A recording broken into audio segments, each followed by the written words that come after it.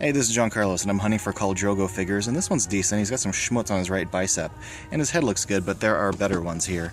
Not this one, though. This one is ridiculous. He looks like he's cartoony cross-eyed, and I'm really surprised I'm actually seeing this one in stores, because he looks terrible. But this one looks awesome. His eyebrows look good, his face paint looks rad. This is a good-looking figure, so I'm going to go ahead and get this one.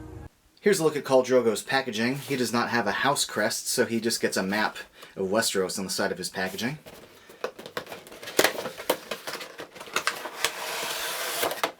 At first looks, I gotta say this is a rad looking figure, but up close there are some issues that are worth pointing out.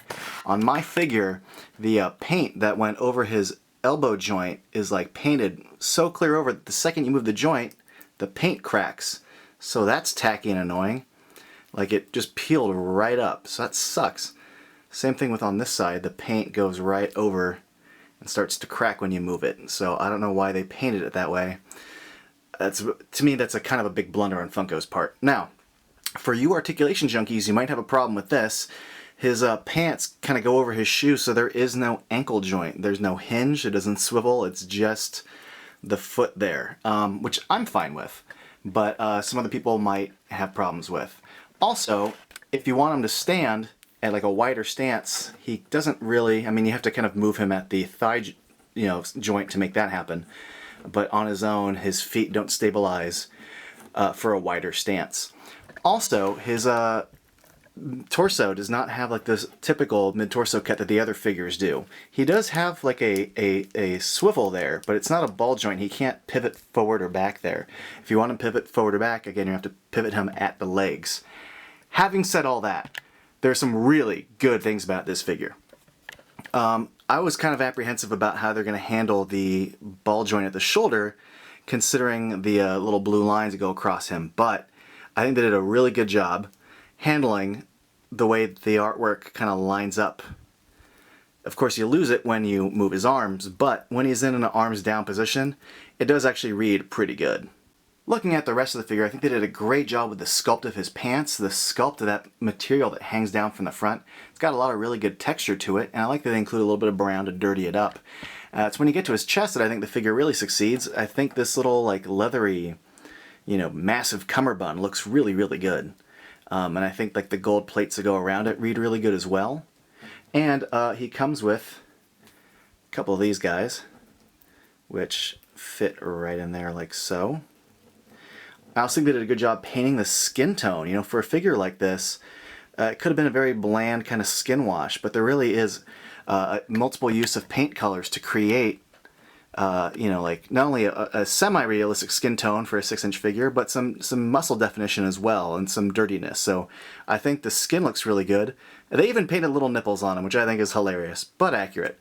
And his articulation's fine. He's got the wrist joints, the single ball elbow joint, the shoulder joint, head joint, and I already told you about the rest. He's got double knee, the upper mid thigh cut, and the waist. Now, his head is what I really like about this figure. I think the likeness here is just fantastic. They captured his eyebrows, his nose, his mouth. The beard looks good. The beard is well sculpted. It's well painted. They did a good job with the little dingly dangly there. The likeness is great. I love the way his hair is sculpted to be going back. I also like the way they handled his massive braid on the back of his head. I think it looks really good. And the fact that it's sculpted so well reads really cool. Also, I think they did a great job making him kind of dirty. If you look at the back of his pants, he's got that sort of sand, kind of dirt stuck to him, and I think that looks cool. Lastly, I just want to show you guys his little Skype Weapons. Comes with 4 total, the 2 that I already put on, and these little ones. And I'm hoping they fit into his hands better than they did on Jaime Lannister's. Again, his thumb it appears to be fused to his index finger, but at least you can wedge that through. This one's kind of fused as well. I don't know if it's sculpted that way or if it's just paint. Let's see if I can force it through. Yeah, this one's a little tight. I hate when the thumbs and the index fingers are fused together. What's the point then? If you can't put the weapon through the hand, then what's the point? Now, I know I've complained about some elements of this toy, but I do really, really like it. So yeah, he can't hold that big, sickle.